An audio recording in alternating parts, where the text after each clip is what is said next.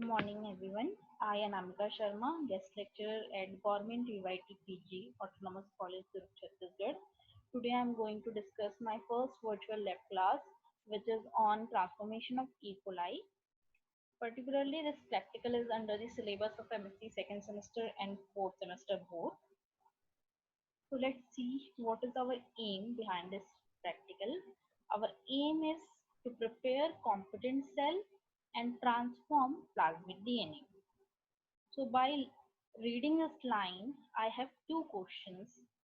First one is what is competent cell, and second one, what is transformation? So bacterial transformation is the process where we incorporate a foreign DNA particle into a bacterial cell and try to get a stable gene expression of it. Bacterial transformation वह process है जिसके through हम एक foreign genetic material या plasmid DNA को bacterial host cell के अंदर incorporate करना चाहते हैं और उसका स्टेबल जेनेटिक एक्सप्रेशन करवाना चाहते हैं। ये जो फॉरेन जेनेटिक मटेरियल बैक्टीरिया के थ्रू इनकॉर्पोरेट किया गया है बॉडी में, ये उसके सराउंडिंग एनवायरनमेंट में प्रेजेंट हो सकता है या तो सराउंडिंग मीडियम में प्रेजेंट हो सकता है जिस एनवायरनमेंट या मीडियम में वो होस्ट सेल ग्रो कर रहा है। So for conducting this practical into the laboratory, we have to make a in vitro condition where bacterial cell membrane get as much permeable and flexible so that it can uptake a foreign plasmid DNA in in vitro condition, and then we can select those host cells which have incorporated the foreign plasmid DNA. After selecting, we can see the gene expression of particularly those gene which is present on the foreign DNA. Then we can calculate the transformation efficiency of the host cell.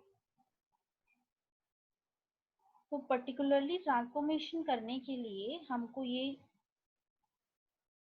In vitro condition में हमको ये practical हमारी laboratory में करना है, तो हमको ये कंडीशन प्रोवाइड करना होगा उस होस्ट इकोलाई सेल को ताकि पर्टिकुलरली उनका प्लाज्मा मेम्ब्रेन इतना फ्लेक्सिबल और परमेबल हो जाए कि वो एनवायरनमेंट में प्रेजेंट प्लाज्मिड डीएनए को अपटेक करे और अपटेक करने के बाद उसका एक स्टेबल जेनेटिक एक्सप्रेशन हमको शो करे। जब वो जेनेटिक एक्सप्रेशन शो करेगा तभी हम उस पर्टिकुलर होस्ट सेल जो कि ई कोलाई है उसकी ट्रांसफॉर्मेशन एफिशिएंसी कैलकुलेट कर सकते हैं।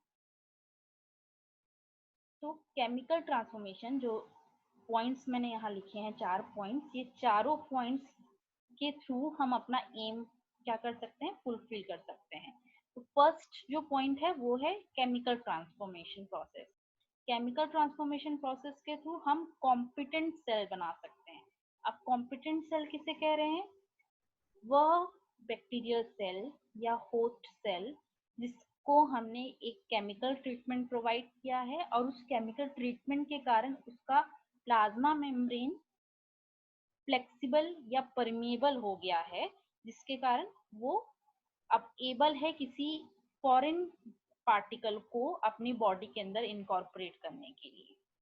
तो competence is the ability of host cell to take up a foreign DNA material from the environment, और ऐसे सेल्स जो कि फॉरेन जेनेटिक मटेरियल को अपने अंदर इनकॉर्पोरेट करते हैं उन सेल्स को हम क्या कह रहे हैं, कॉम्पिटेंट सेल। जरूरी नहीं है जो सेल जो होस्ट सेल या इकोलाई सेल ने फॉरेन प्लाज्मिड डीएनए को अपटेक किया है वो उसका स्टेबल जेनेटिक एक्सप्रेशन कर सके। ये हो सकता है कि आपके ब्रॉथ में 100% जो बैक्टीरिया है उसमें से सिर्फ 30% बैक्टीरिया ही कॉम्पिटेंट सेल का फॉर्मेशन कर रहे हैं, मीन्स वो प्लाज्मिड डीएनए को अपनी बॉडी में इनकॉर्पोरेट कर रहे हैं। पर ये भी हो सकता है कि उस 30% में से ही जो 10% है वो ही उन प्लाज्मिड डीएनए को जिसको उन्होंने अपटेक किया है उसका स्टेबल जेनेटिक एक्सप्रेशन शो करें। तो जब हमने कॉम्पिटेंट सेल बना लिया है तो दूसरा स्टेप हमारा क्या है, हम उन बैक्टीरियल होस्ट सेल को, इकोलाइज सेल को आइडेंटिफाई करें जिन्होंने उस प्लाज्मिड डीएनए को अपटेक किया है और अपटेक करने के बाद उसका स्टेबल जीन एक्सप्रेशन शो किया है। इस कारण से हम जो प्लाज्मिड डीएनए यूज करते हैं वो एक आर्टिफिशियल प्लाज्मिड होता है जिसमें हम सेलेक्टेबल मार्कर ऐड करते हैं। तो यहाँ पे जो प्लाज्मिड डीएनए हम यूज करने वाले हैं उसमें दो सेलेक्टेबल मार्कर है, एक है एम्पिसिलिन रेजिस्टेंट जीन और दूसरा है लेगजेट जीन। इन दोनों के थ्रू हम क्या करेंगे, कॉम्पिटेंट सेल और ट्रांसफॉर्म सेल दोनों का सिलेक्शन करेंगे। आफ्टर सिलेक्शन हम विजुलाइज करेंगे कि प्लेट्स के थ्रू कि कितने परसेंट इकोलाइज सेल में ट्रांसफॉर्मेशन एफिशिएंसी हमको दिखी है।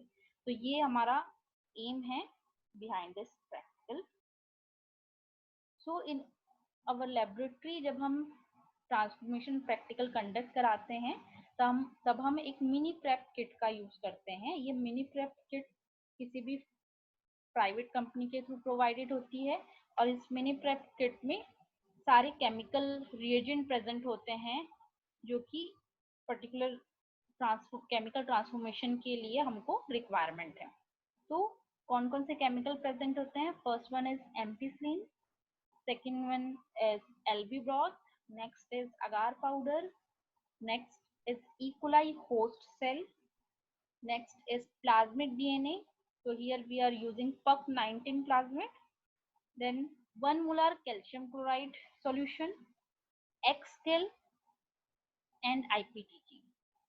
इन रिक्वायरमेंट लिस्ट में से जो मेन पॉइंट्स है जिसमें आपको ध्यान देना है प्रिंसिपल, इस प्रैक्टिकल के प्रिंसिपल को समझने के लिए, वो है पहला तो E coli host cell, PUC19, XCal and IPTG। E coli host cell जो यहाँ पे प्रोवाइड किया जाता है by the mini prep kit, उसमें ये E coli host cell mutant form में होता है। म्यूटेंट इसलिए बोल रहे हैं क्योंकि E coli host cell lacZ gene के लिए म्यूटेट होता है। मतलब होस्ट सेल लेगजेट जीन का प्रोडक्शन, लेगजेट जीन से एंजाइम का प्रोडक्शन नहीं कर पाता क्योंकि उसका लेगजेट जीन जो है म्यूटेट हो जाता है और वो इनएक्टिव एंजाइम का फॉर्मेशन करता है। दूसरा जो प्लाज्मिड हम यूज कर रहे हैं PUC19, इस प्लाज्मिड में दो सिलेक्टेबल मार्कर होते हैं जो कि हमने डिस्कस ही कर लिया, एम्पिसिलिन और लेगजेट जीन जिसके थ्रू हमने सिलेक्शन किया है, तो ये भी आर्टिफिशियल प्लाज्मिड है। Next one is X-gal. अब एक्सकेल क्या है, एक्सकेल एक क्रोमोजेनिक सबस्ट्रेट है बीटा गैलेक्टोसाइडेज के लिए। तो what is chromogenic substrate? Chromogenic substrate जो है वो पेप्टाइड्स के बने होते हैं और ये जो पेप्टाइड्स होते हैं वो एंजाइम के साथ रिएक्ट करने के बाद एक कलरफुल प्रोडक्ट बनाते हैं। इस कलरफुल प्रोडक्ट से होता ये है कि हम बाय विजुअलाइजेशन ट्रांसफॉर्म सेल को आइडेंटिफाई कर सकते हैं इजीली। तो एक्सगेल जो है यहाँ पे बीटा गैलेक्टोसाइडेज के नेचुरल जो सबस्ट्रेट होता है लैक्टोज, उसका एनालॉगस है, इसलिए हम इसको क्रोमोजेनिक सबस्ट्रेट बोल रहे हैं। क्रोमोजेनिक क्यों? क्योंकि ये आफ्टर रिएक्शन हमको कलर कंपाउंड देता है और ये लैक्टोज जो सबस्ट्रेट है बीटा गैलेक्टोसाइडेज का उसको सब रिप्लेस कर रहा है, इसलिए हम इसको बोल रहे हैं क्रोमोजेनिक सबस्ट्रेट। आईपीटीजी, आईपीटीजी एक ग्रेशियस इंड्यूसर है लैकोपेरॉन का। जब हम प्रिंसिपल डिस्कस करेंगे तो उसके साथ हम देखेंगे कि लैकोपेरॉन इन जनरल कैसे वर्क करता है और उसमें कौन से रिप्रेसर और इंड्यूसर यूज होते हैं, तब हम ये डिस्कस करेंगे। तो beside this requirement, chemical requirement, we need glassware like conical flask, measuring cylinder and beaker. Other requirements are micropipettes, tips, 50 ml centrifuge tube, centrifuge, water bath, incubator, shaking incubator, crushed ice, sterile double distilled water, sterile loop and spreader. So this is the structure of PUC19 plasmid which we are going to use as a foreign plasmid DNA. Here you can see the ampicillin resistant gene by green color arrow, and this is the legjet gene. here we need to only focus on this two side, बाकी सारे चीजों का भी यहाँ पे use नहीं है. So what is the principle? जो ट्रांसफॉर्मेशन का प्रिंसिपल है वो केमिकल ट्रांसफॉर्मेशन पे बेस्ड है. केमिकल ट्रांसफॉर्मेशन के अलावा और भी मेथड्स पाए जाते हैं जिसके थ्रू हम बैक्टीरियल सेल का ट्रांसफॉर्मेशन कर सकते हैं, जैसे electroporation, liposome mediated transformation, gene gun method. पर केमिकल ट्रांसफॉर्मेशन प्रोसेस जो है वो इजिली इन विट्रो कंडीशन में एक बेसिक लेबोरेटरी में कंडक्ट कराया जा सकता है और इसके लिए मिनिमम रिक्वायरमेंट होती है इक्विपमेंट की. इसलिए इन जनरल लेबोरेटरीज में केमिकल ट्रांसफॉर्मेशन यूज किया जाता है. तो जो केमिकल हम यूज करने वाले हैं केमिकल ट्रांसफॉर्मेशन प्रोसेस के लिए वो है कैल्शियम क्लोराइड. कैल्शियम क्लोराइड में बाइवेलेंट कैल्शियम आयन होता है और ये bivalent calcium ion ice cold condition में बैक्टीरिया मतलब ई कोलाई सेल के मेम्ब्रेन में स्मॉल पोर्स का फॉर्मेशन करता है. इस स्मॉल पोर के फॉर्मेशन के कारण ई कोलाई का प्लाज्मा मेम्ब्रेन परमिएबल हो जाता है फॉरेन डीएनए के लिए. पर जब तक ये पोर्स का फॉर्मेशन नहीं हुआ है तो प्लाज्मिक डीएनए जो है वो उस प्लाज्मा मेम्ब्रेन के सरफेस पे अडहेयर होता है. आफ्टर जब पोर का फॉर्मेशन हो जाता है तो उसके बाद प्लाज्मिक डीएनए डायरेक्ट ही पोर्स से बैक्टीरियल सेल के अंदर एंटर नहीं हो पाता पैसिवली. इसके लिए हमको हीट शॉक मेथड फॉलो करना पड़ता है. तो हीट शॉक मेथड क्या है? अभी तक हमने जो ई कोलाई सेल को ब्रॉथ में ग्रो करा के आइस कोल्ड कंडीशन में रखा था विद द कैल्शियम क्लोराइड ताकि स्मॉल पोर्स का फॉर्मेशन हो. जैसे ही हम उसको 10 to 15 मिनट का इंक्यूबेशन दे देते हैं उसके बाद हम उस ब्रॉथ को आइस कोल्ड कंडीशन से हटा के सीधा 42 डिग्री सेल्सियस वाटर बाथ में रखते हैं, जिसके कारण एक इंस्टेंट टेम्परेचर शॉक जो है वो बैक्टीरियल सेल को मिलता है और इसी वजह से जो हमारा पक 19 प्लाज्मिक डीएनए है वो स्मॉल पोर्स के थ्रू सेल के अंदर अपटेक हो जाता है. इसके बाद एक रैपिड चिलिंग स्टेप हमको फॉलो करना है ताकि जो स्पोर्स का फॉर्मेशन कैल्शियम के कारण हुआ था वो अब क्या हो जाए, क्लोज हो जाए और हमारा फॉरेन जेनेटिक मटेरियल जो बैक्टीरिया ने अपटेक किया है वो अब वापस बाहर सराउंडिंग में ना जा सके. तो ये जो यहाँ तक का प्रोसेस है ये हमारा प्रोसेस है केमिकल ट्रांसफॉर्मेशन का. मीन्स हमने कॉम्पिटेंट सेल बनाया इन द फर्स्ट स्टेप और इन द सेकंड स्टेप हमने फॉरेन डीएनए को बैक्टीरियल सेल के अंदर अपटेक करा लिया. नाउ यहाँ से जो प्रोसेस स्टार्ट हो रहा है बाय द थर्ड पॉइंट, ये सिलेक्शन प्रोसेस है. The cells are allowed to propagate and selection of transform can be done by growing the cell on a selective media which will allow only the plasmid containing cell to grow. Plasmid encode a wide variety of genes including those required for antimicrobial resistance. This gene act as selective marker when a transformation experiment is carried out. तो यहाँ तक का discussion हम पहले ही कर चुके हैं कि जो सेलेक्टेबल मार्कर प्रेजेंट है हमारे पक 19 में जो कि एम्पिसिलिन रेजिस्टेंट जीन है और लैक्टेट जीन है. तो यहाँ पे हम बात कर रहे हैं एम्पिसिलिन रेजिस्टेंट जीन की. उसके बेसिस पे हम एक मिनिमल मीडिया यूज करते हैं और उस मिनिमल मीडिया में एम्पिसिलिन एंटीबायोटिक ऐड करते हैं. क्योंकि हमने एम्पिसिलिन एंटीबायोटिक ऐड किया है तो वो यह अश्योर करता है कि उस सारे बैक्टीरिया जो कि उस ब्रॉथ में प्रेजेंट हैं उसमें से उन्हीं बैक्टीरिया की ग्रोथ उस मिनिमल मीडिया में हो जिसमें एंटीबायोटिक रेजिस्टेंट जीन प्रेजेंट है. Plasmid is amplified within the cell. Plasmid added to the cell bacterial cell transform can be selected by growing the cell on a plate containing ampicillin. Calcium chloride treated make cell wall permeable. The E. coli plasmid PUC90 encode a gene that can be used as a selectable marker during the transformation experiment. PUC19 has a ampicillin resistant marker that enables only transformed cell to grow on LB ampicillin plates. Transform, thus having the ability to grow on the ampicillin plate, can be selected. This process of direct selection of recombinant is called insertional inactivation. तो ये जो process हुआ जिसमें हमने एक minimal media बनाया LB का और उसमें एम्पिसिलिन ऐड किया और उसके थ्रू हमने ट्रांसफॉर्म सेल को जो सेलेक्ट किया है, इस मेथड को हम बोल रहे हैं इंसर्शन एक्टिवेशन.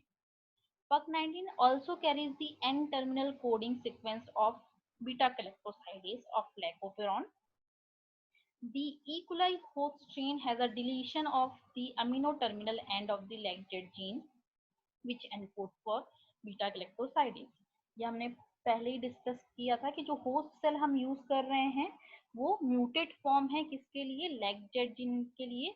और कहाँ पे उसका म्यूटेशन है, अमीनो टर्मिनल पे, मतलब LAGZ जीन के अमीनो टर्मिनल पे डिलीशन किया गया है. डिलीशन के कारण वो बीटा गैलेक्टोसाइडेस को अब क्या इनएक्टिव फॉर्म में फॉर्म करता है. मतलब कि बीटा गैलेक्टोसाइडेस जो प्रोड्यूस हो रहा है होस्ट सेल में, उसकी कैटालिटिक एक्टिविटी जो है वो ऑफ है, वो सबस्ट्रेट को प्रोडक्ट में कन्वर्ट नहीं कर सकता है. When PUC19 is transformed into the competent host cell, the terminated product form both complement each other, and as a result, enzymatically active beta-galactosidase is produced. This is called alpha complementation. The transform turn blue on XGAL and IPDG containing plates due to the production of beta-galactosidase. XGAL is a chromogenic substrate of beta-galactosidase, and IPDG act as the gaseous inducer of the expression of the enzyme.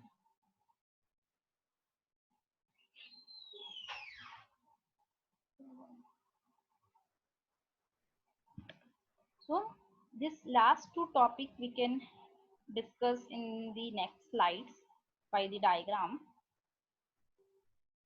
तो हम अभी बात कर रहे हैं LAGZ gene के बारे में. एम्पिसिलिन रेजिस्टेंट जीन का जो टॉपिक था जिसके थ्रू हम सिलेक्शन कर रहे हैं वो हमको क्लियर हो चुका है, ये मैं मान रही हूँ.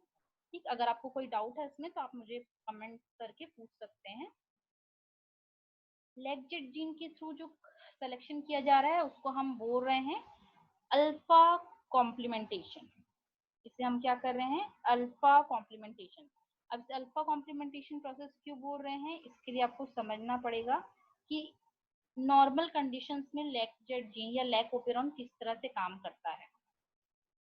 इन नॉर्मल कंडीशन जब होस्ट सेल में LAGZ जीन म्यूटेट नहीं है, तब अगर लैक्टोज जो है अब्सेंट है इन्वायरमेंट में, तो लैकोपेरॉन का रिप्रेशर जो है वो एक्टिव फॉर्म में होता है. कब, जब लैक्टोज अब्सेंट है तब रिप्रेसर क्या होगा, एक्टिव फॉर्म में होगा. और वो एक्टिव फॉर्म में होने के कारण ऑपरेटर रीजन से जाके बाइंड करेगा. इस ऑपरेटर रीजन से बाइंड होने के कारण यहाँ पे आरएनए पॉलीमरेज का रिक्रूटमेंट नहीं हो पा रहा है, और रिक्रूटमेंट नहीं हो पाने के कारण LAGZ जीन और उसके साथ आगे जो जीन प्रेजेंट है उनका ट्रांसक्रिप्शन नहीं हो सकता. तो कोई भी आरएनए यहाँ पे फॉर्म नहीं होगा. तो इन दी अब्सेंट ऑफ लैक्टोज जो रिप्रेशर जीन है लैकाई जीन वो एक्टिव होता है, उसका एमआरएनए बनता है और उससे एक एक्टिव रिप्रेशर बनता है जो कि LAGZ जीन को इनएक्टिवेट करता है. But in the present of lactose क्या होता है कि लैक्टोज जो है बीटा गैलेक्टोसाइडेज के थ्रू डिग्रेडेट होता है, और डिग्रेडेट होने के बाद एलोलैक्टोज बनाता है. ये एलोलैक्टोज जाके रिप्रेशर के साथ बाउंड हो जाता है, और उसके साथ बाउंड होने के कारण अब रिप्रेशर जो है फ्री नहीं है ऑपरेटर के साथ इंटरेक्ट करने के लिए. Now in this condition RNA polymerase operator में रिक्रूट होता है, और रिक्रूट होने के बाद LAGZ जीन, LAC-Y और LAC-A का ट्रांसक्रिप्शन होता है और एमआरएनए का फॉर्मेशन होता है, जिसके थ्रू बीटा गैलेक्टोसाइडेज, परमेज और ट्रांसएसिटाइलेज एंजाइम का प्रोडक्शन होता है. और ये तीनों ही एंजाइम लैक्टोज के ब्रेकडाउन के लिए रिस्पॉन्सिबल होते हैं. तो ये इन जनरल कंडीशन होता है. पर जो हमने बात किया अभी इन दी आर्टिफिशियल कंडीशन, जब हमको LAGZ जीन को यूज करना है फॉर ट्रांसफॉर्मेशन, हमने क्या किया है, होस्ट सेल में लेगजेट जीन के साइट पे डिलीशन कर दिया है। ये डिलीशन हमने कहाँ किया है, अमीनो एसिड 11 to 41। डिलीशन होने के कारण अब वो होस्ट सेल जो है इनएक्टिव बीटा गैलेक्टोसाइडेज का फॉर्मेशन कर रहा है। ठीक, इनएक्टिव फॉर्मेशन कर रहा है, इसका मतलब अब वो लैक्टोज को डिग्रेडेट नहीं कर पाएगा। ठीक, तो अब बात ये करते हैं, जब इन नॉर्मल कंडीशन हमने जहाँ पे PERK19 प्लाज्मिक नहीं दिया है, उस नॉर्मल कंडीशन में ये होगा कि अगर लैक्टोज प्रेजेंट है एनवायरनमेंट में तो भी वो होस्ट सेल उसको डिग्रेडेट नहीं कर पाएगा। और यहाँ पे हमने लैक्टोज की जगह कौन सा सबस्ट्रेट लिया है, एक्सगेल, जो कि उसका एनालॉगस है। पर वो सेल्स जिनमें ट्रांसफॉर्मेशन हुआ है और जिन्होंने PERK19 को अपनी बॉडी में इनकॉर्पोरेट किया है, उनमें लेगजेट जीन प्रेजेंट होता है। अब जब वो होस्ट सेल के अंदर एंटर करते हैं तो वो लेगजेट जीन का एक्सप्रेशन शो करते हैं और उसके एक्सप्रेशन से एक एक्टिव बीटा गैलेक्टोसाइडेज का फॉर्मेशन होता है। एक्टिव इस तरह से कि वो कॉम्प्लीमेंट करता है होस्ट सेल के लैकोपेरॉन को, और भले ही होस्ट सेल का लेगजेट जीन क्या है, म्यूटेटेड है, पर प्लाज्मिड में लेगजेट जीन प्रेजेंट है, इस कारण से वो एक्टिव बीटा गैलेक्टोसाइडेज प्रोड्यूस करता है। और फिर उस पर्टिकुलर होस्ट सेल में ये एबिलिटी आ जाती है कि वो एक्सगेल को डिग्रेडेट करके प्रोडक्ट का फॉर्मेशन कर सके। तो इस तरह से हम सिलेक्शन करते हैं लेगजेट जीन के थ्रू, क्योंकि हमने सारे होस्ट सेल को म्यूटेट कर दिया है बीटा गैलेक्टोसाइडेज के लिए। तो वो ही होस्ट सेल लेगजेट जीन का एक्सप्रेशन शो करेंगे जिन्होंने PERK19 को एक्सेप्ट किया है। जिन्होंने नहीं किया है उसमें लेगजेट जीन प्रेजेंट ही नहीं है और वो बीटा गैलेक्टोसाइडेज प्रोड्यूस नहीं कर सकते। नाउ बीटा गैलेक्टोसाइडेज के प्रोड्यूस होने से क्या हो रहा है, वो इस क्रोमोजेनिक सबस्ट्रेट को बाई प्रोडक्ट में कन्वर्ट कर रहा है।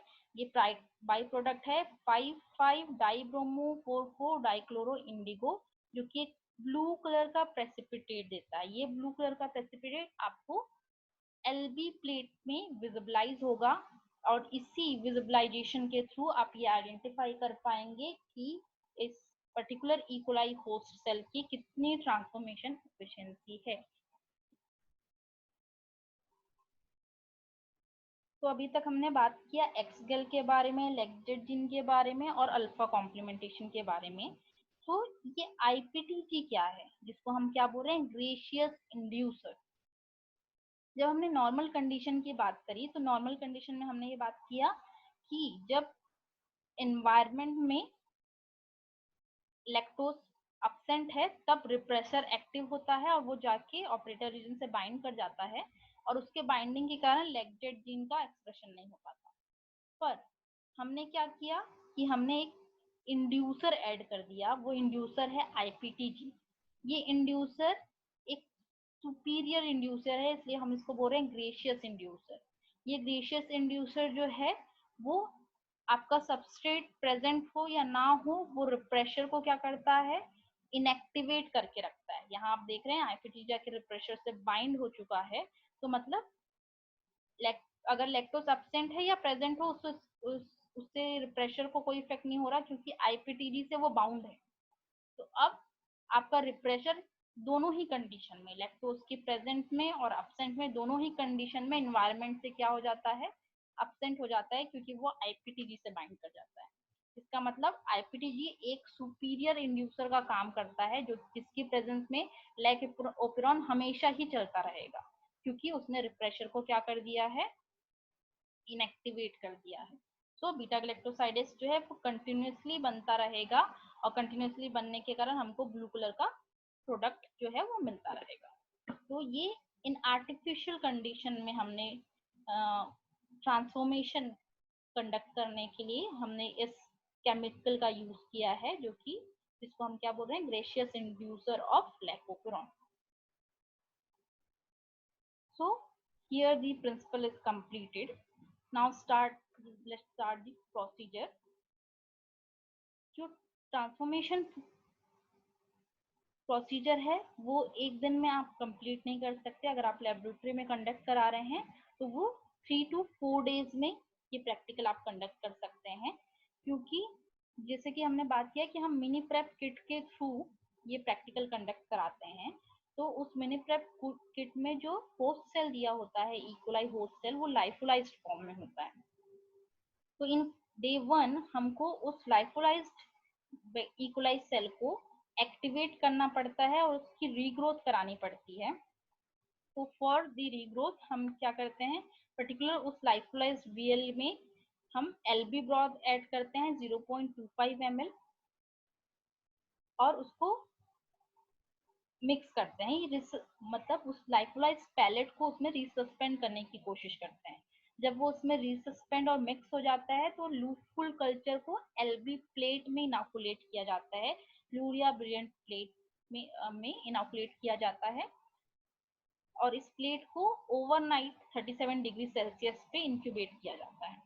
अब नेक्स्ट डे आफ्टर 24 आवर्स के बाद जब इस एलबी प्लेट्स में इकोलाई सेल विजुअलाइज होने लगते हैं तो हम इसकी सिंगल कॉलोनी को एक 1 ml एलबी ब्रॉथ की ट्यूब में इनोकुलेट करते हैं और उस 1 ml एलबी ब्रॉथ ट्यूब को फिर से 37 डिग्री सेल्सियस पर ओवरनाइट के लिए इंक्यूबेट कर देते हैं।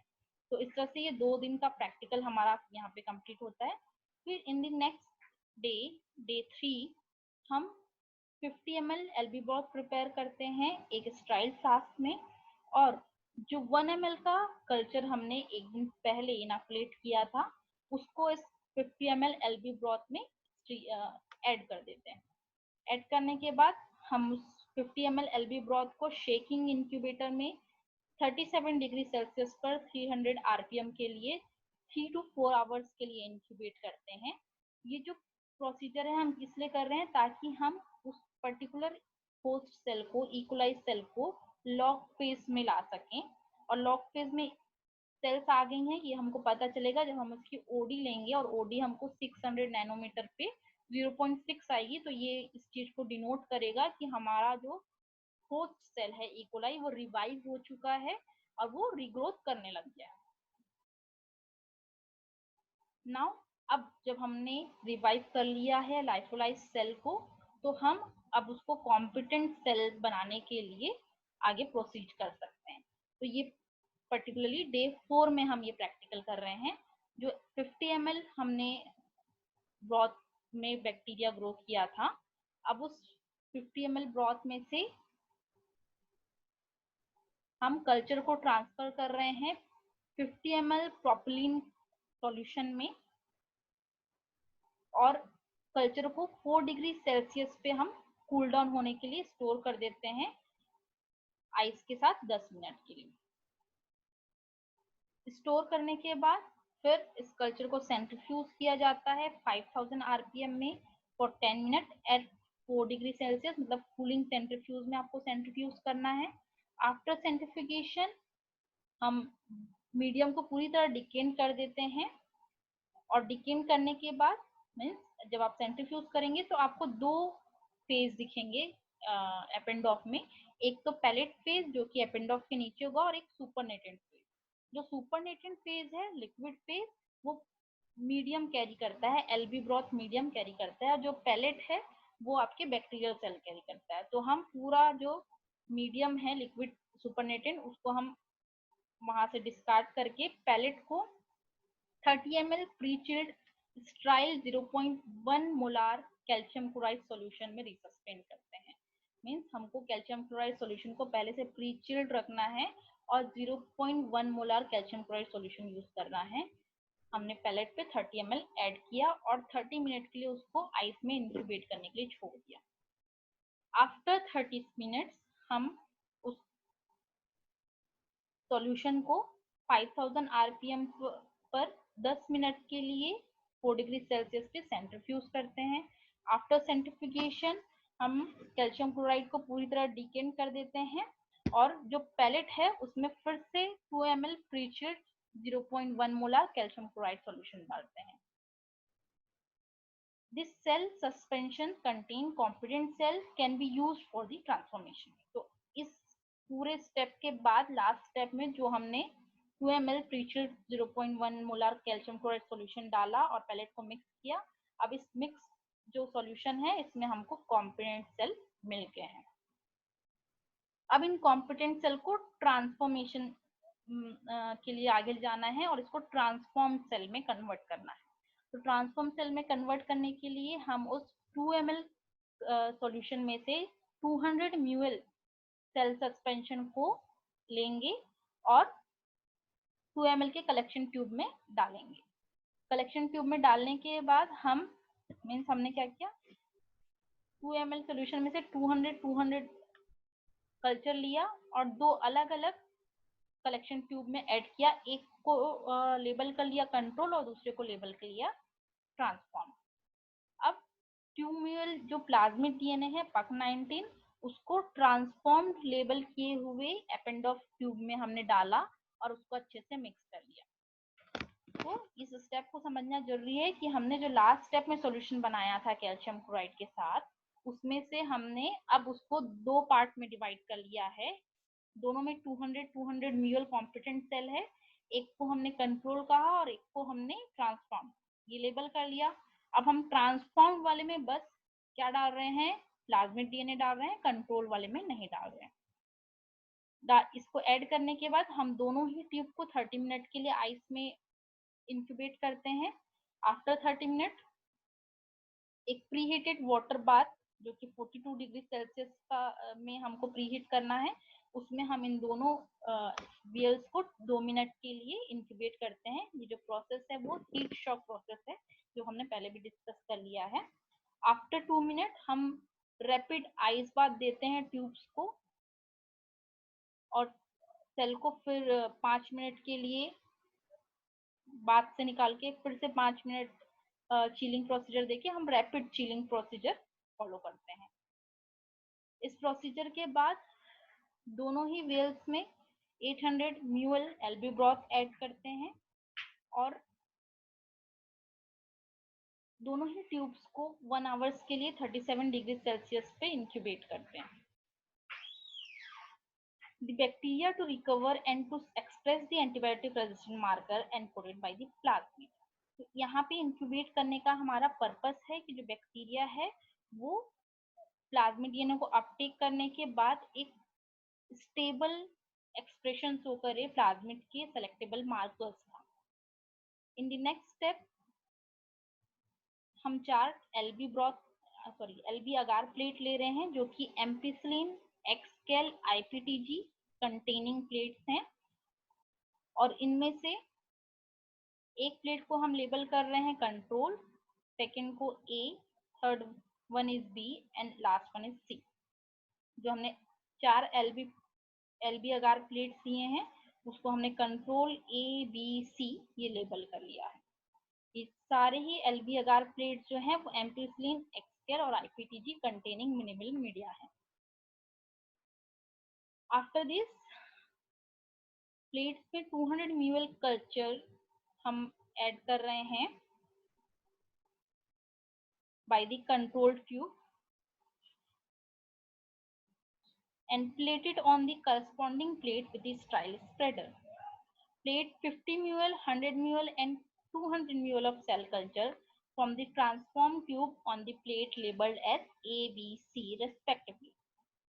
हमने जो 4 प्लेट अगार प्लेट प्रिपेयर की थी एलबी की, उसमें से जो कंट्रोल प्लेट है उसमें हमने कंट्रोल ट्यूब में से कल्चर लिया और उसको इनोकुलेट कर दिया और वो प्लेट अलग कर दी। अब बची 3 प्लेट ए बी सी, इन तीनों ही प्लेट में हमने ट्रांसफॉर्म वाली ट्यूब से कल्चर लिया है पर कंसंट्रेशन ऑफ ट्रांसफॉर्म कल्चर वो अलग अलग है। ए वाले में 50 म्यूएल ही ऐड किया है, बी वाले में 100 म्यूएल, सी वाले में 200 म्यूएल। इनोकुलेशन करने के बाद हम प्लेट्स को 37 डिग्री सेल्सियस पे ओवरनाइट के लिए इंक्यूबेट कर देते हैं। तो this is the review of the procedure जो हमने अभी डिस्कस किया from the day 1 to day last. इसके बारे में हम भी बात करने वाले हैं कि हमने किस तरह से ई कोलाई को लॉग फेज में लाया, लॉग फेज में लाने के बाद कैल्शियम क्लोराइड में सस्पेंड किया, उसको चिलिंग प्रोसीजर फॉलो किया ताकि पोर्स जो है वो क्या हो, ओपन हो जाए। फिर इनकॉम्पिटेंट सेल में प्लाज्मिड ऐड किया और प्लाज्मिड ऐड करने के बाद हीट शॉक प्रोसीजर फॉलो किया ताकि कॉम्पिटेंट सेल जो है वो फॉरेन डीएनए को अपटेक करें। आफ्टर हीट शॉक प्रोसेस हमने उस कल्चर को एलबी प्लेट्स में इनोकुलेट किया जो कि एम्पिसिलिन, आईपीटीजी और एक्सकेल कंटेनिंग है। Now it's time to observation and result. After overnight incubation, हमको जो प्लेट है वो कुछ इस तरह की दिखेगी। कौन सी प्लेट? ए बी सी वाली प्लेट्स। जो कंट्रोल्ड प्लेट्स हैं उसमें ये ब्लू कलर की कॉलोनीज जो हैं वो पूरी तरह से डिसअपेयर होंगी। ब्लू कलर की कॉलोनीज का डिसअपेयर होने का मतलब ये है, अगर आपको इस तरह की व्हाइट कॉलोनीज मिल रही है मतलब वो सेल्फ कॉम्पिटेंट हैं, पर उन्होंने स्टेबल एक्सप्रेशन नहीं किया है जीन्स का। ठीक, जो ब्लू सेल्स दिख रही हैं बैक्टीरिया की, ब्लू कॉलोनीज दिख रही हैं, ये ब्लू कॉलोनीज जो है ट्रांसफॉर्म सेल है और उन्होंने लैक्टेट जीन का स्टेबल एक्सप्रेशन किया है, इसलिए क्रोमोजेनिक बाई प्रोडक्ट का फॉर्मेशन किया है और वो ब्लू कलर की दिख रही है। So after incubation, observe the plate of bacterial growth and count the number of visible colonies. Calculate the efficiency of the transformation and record your observation as follows. तो जब आप प्लेट्स ऑब्जर्व कर रहे हैं तो आपको कॉलोनी काउंट करनी है। आपको सारी ब्लू कलर की कॉलोनी ए, बी और सी तीनों में ही काउंट करना है। कंट्रोल प्लेट में आपको ब्लू कलर की कॉलोनी ऑब्जर्व नहीं होंगी क्योंकि आपने उसमें प्लाज्मिड ही ऐड नहीं किया था कंट्रोल प्लेट में। नाउ अब हम किस तरह से ट्रांसफॉर्मेशन एफिशिएंसी कैलकुलेट कर सकते हैं। तो हमको एक ऑब्जर्वेशन टेबल बनाना है जिसमें हम कंट्रोल ट्रांसफॉर्म प्लेट ए, बी, सी ये हमने ऐड कर लिया है। अब उसमें ग्रोथ हमको किस किस प्लेट्स में दिख रही है ये हम नेगेटिव और पॉजिटिव से डिनोट कर सकते हैं। देन नंबर ऑफ कॉलोनीज हमको कितनी विजिबलाइज हुई, हमको सिर्फ ब्लू कॉलोनीज को कैलकुलेट करना है और उस ब्लू कॉलोनी के बेसिस पे हम ट्रांसफॉर्मेशन एफिशिएंसी निकालेंगे। ट्रांसफॉर्मेशन एफिशिएंसी के लिए हम एक फॉर्मूला फॉलो करते हैं जो है transformation efficiency is equal to number of colony into 1000 nanogram divided by number of DNA plated. So what is the number of DNA plated? Concentration of plasmid DNA provided. आपको kit में जो sales पर म्यूजी concentration provide किया गया है plasmid DNA का, आप वो कंसंट्रेशन यहाँ पे लिखेंगे जो जिसको आपको 1000 नैनोग्राम से डिवाइड करना है, फिर इनटू करना है नंबर ऑफ कॉलोनीज से। जनरली जो किट में प्लाज्मिड डीएनए प्रोवाइड किया जाता है वो 80 to 100 नैनोग्राम माइक्रोलीटर होता है, तो आप इजीली इसको कैलकुलेट कर सकते हैं। बस आपका वेरी करेगा हर प्लेट में किस बेसिस पे कि आपको नंबर ऑफ कॉलोनीज कितनी मिलती गई है। ऑब्वियसली आपने इसमें सिर्फ 50 ml ऐड किया था ट्रांसफॉर्म कल्चर, इसमें 100 और इसमें 150। तो जैसे जैसे आप ट्रांसफॉर्म कल्चर का कंसंट्रेशन बढ़ाते जाएंगे आपको यहाँ पे नंबर ऑफ कॉलोनी भी इंक्रीजिंग ऑर्डर में मिलनी चाहिए और आपकी ट्रांसफॉर्मेशन एफिशिएंसी भी इंक्रीज होनी चाहिए। अगर कुछ हैंडलिंग मिस्टेक है तभी आपको ट्रांसफॉर्मेशन एफिशिएंसी इंक्रीजिंग नहीं दिखेगी या तो आपको ब्लू कलर की कॉलोनी ऑब्जर्व नहीं होंगी। So what is the interpretation of this practical? On transformation of cell with PERK19 plasmid, antibiotic resistance is conferred on the host as this plasmid carries gene for amplicillin resistance. As a result, those cells that grow in the presence of ampicillin are transformed cells. The transformed colony are blue on XL IPTG plates due to alpha complementation. तो transformation of cell हम किसके through identify कर रहे हैं? By the PERK19 plasmid selectable marker जो है antibiotic resistant gene. ये antibiotic resistant gene ये इंश्योर करता है कि वो मिनिमल मीडिया जिसमें हमने एम्पिसिलिन ऐड किया है उसमें सिर्फ कॉम्पिटेंट सेल ही ग्रो करें। बाय अल्फा कॉम्प्लीमेंटेशन हम ये इंश्योर करते हैं कि वो सारे ट्रांसफॉर्म सेल जो कि कॉम्पिटेंट सेल से ट्रांसफॉर्म सेल में कन्वर्ट हुए हैं उन सबको हम विजुअली देख पाए, और वो हम किसके थ्रू कर रहे हैं? By the alpha complementation process जो कि हम लैक्टेट जीन के थ्रू करते हैं। तो एम्पिसिलिन और लैक्टेट जीन जो है वो इम्पोर्टेंट फैक्टर यहाँ पे है जिसके थ्रू हम ट्रांसफॉर्म्ड सेल ट्रांसफॉर्म कॉलोनी को आइडेंटिफाई कर पा रहे हैं और पोस्ट इक्वलाइज सेल की ट्रांसफॉर्मेशन एफिशिएंसी को कैलकुलेट कर पा रहे हैं. So this is all for this practical. If you have any query, please comment on this video. Thank you.